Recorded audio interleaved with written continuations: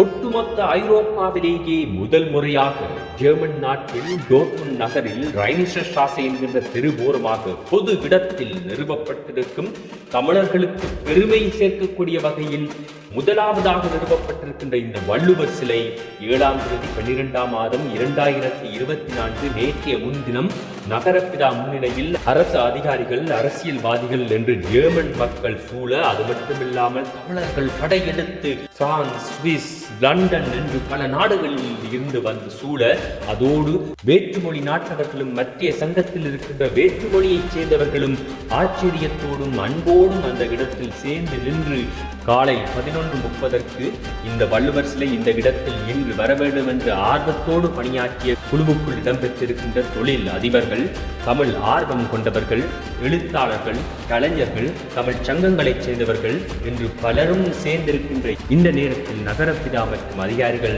அந்த வள்ளுவர் சிலையை திறந்து வைக்க, இந்த சாதனைக்கு வித்திட்டு 2 ஆண்டு காலமாக அடைகாத்து குஞ்சாக பொறித்து அதை 1 ஆண்டு காலமாக மீண்டும் வயிற்றுக்குள் வைத்து அடைகாத்து ஒரு கங்காரு குட்டி எவ்வாறு தன் குட்டியை ஈணுமோ அதை போன்று இத்தனை ஆண்டு காலம் காத்திருந்து இந்த திருவோரமாக அந்த சிலையை காணும் பொழுது பேரானந்தத்துடன் தமிழர் அரங்கத்தின் தலைவராகிய திரு சபேசன் மற்றும் அவருடைய துணைவியாராகிய திருமதி கலைநீதி அவர்களும் இருவரும் சேர்ந்து முதலாவது மாலையை வள்ளுவருக்கு போட்டு அவரை கௌரவித்து ஜெர்மன் நாட்டுக்குள் டோர்ட்முண்ட் நகரத்துக்குள் ரைனிஷர் ஸ்ட்ராசைக்குள் அழைத்து வருகின்றார்கள்.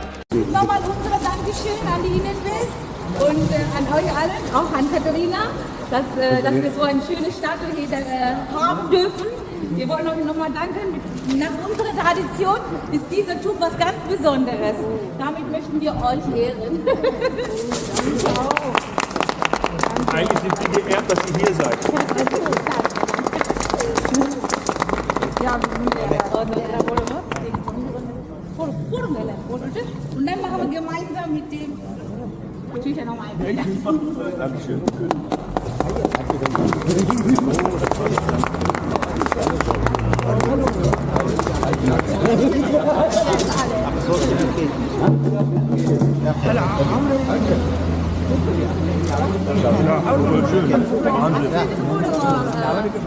வாரி தமிழர்கள் பலரும் வள்ளுவர் சிலையை பூவும் மாலையும் போட்டு அலங்கரிக்க, பறை ஓசை ஒலிக்க அனைவரும் மேலே தமிழர் அரங்கத்திற்குள் செல்கின்றார்கள். தமிழர் அரங்கத்தில் கலை நிகழ்ச்சிகள் நடைபெற, வள்ளுவரை பற்றிய தொகுப்பு இடம்பெற, அதோடு வள்ளுவருடைய திருக்குறள் பாடலாகவும் நடனமாகவும் அந்த மேடையை அலங்கரிக்க, ஜெர்மன் நாட்டவர்களுக்கு ஜெர்மன் மொழியிலும் தமிழர்களுக்கு தமிழிலும் வள்ளுவருடைய சிறப்புகளை ஒலிக்க, அன்றைய தினம் மிக செழிப்பாக சிறப்பாக அரங்கம் நிறைந்து 300க்கும் மேற்பட்ட மக்களோடு வந்தவர்கள் அனைவருக்கும் மதிய உணவையும் கொடுத்து அனைவருடைய மனதையும் வயிற்றையும் நிரப்பி அனுப்பக்கூடிய அந்த காட்சிகளை இன்றும் நீங்கள் சென்றால் ஃபேஸ்புக்கில் தமிழன் டிவியில் பார்த்து மகிழலாம். அவ்வாறு சிறந்து நடந்த அந்த நிகழ்ச்சி மாலை 6:30 மணி வரை மனம் நிறைந்த கூட்டத்தோடு நடந்து முடிந்தது.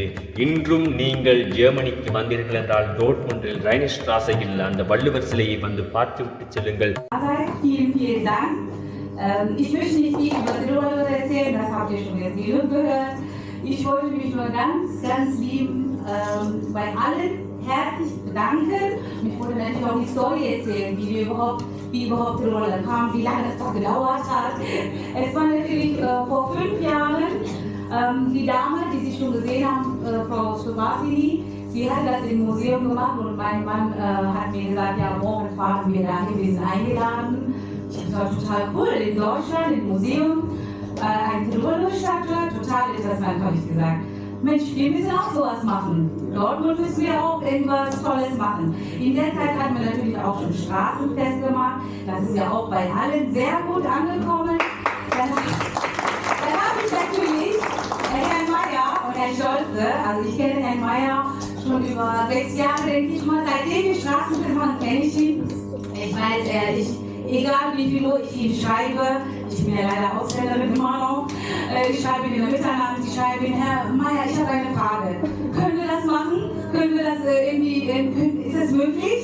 Und Herr Scholz und Herr Meier, er macht immer, egal welche Uhr, egal welche Zeit, Die haben immer uns so supported. Ich danke Ihnen nochmal dafür ganz herzlich. மிகவும் அழகான சாந்தமான அறிவு சுரிந்த வள்ளுவர் சிலையை செதுக்கிய உலகிலேயே முதல் முறையாக ஒரு பெண் மூலமாக செதுக்கப்பட்ட வள்ளுவர் சிலையாக இந்த வள்ளுவர் சிலை அமைந்திருக்கின்றார். அதுவும் வேற்று மொழியைச் சேர்ந்த ஒரு பெண் வள்ளுவரை செதுக்கி இருக்கின்ற இந்த ஒரு உலக சாதனையும் இந்த இடத்தில் தான் அரங்கேறி இருக்கின்றது.